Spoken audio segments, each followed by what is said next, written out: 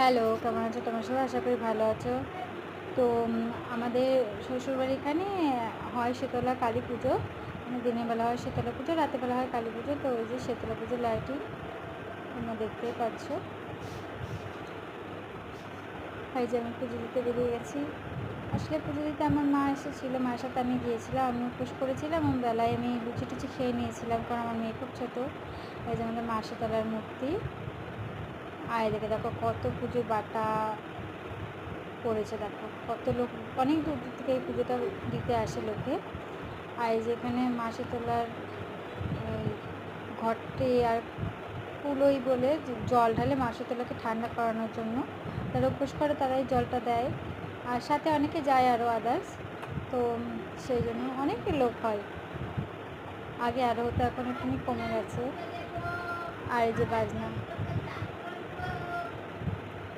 বাজনা তৈরি হয়ে গেছে।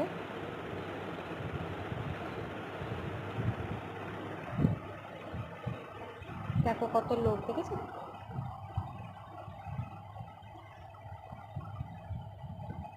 অনেকটা দূর আমাদের শ্বশুরবাড়ি থেকে নদীর মাঠটা, তত দূর হেঁটে হেঁটে যেতে অত লোকজন, খুব ভালোই লাগে বেশ।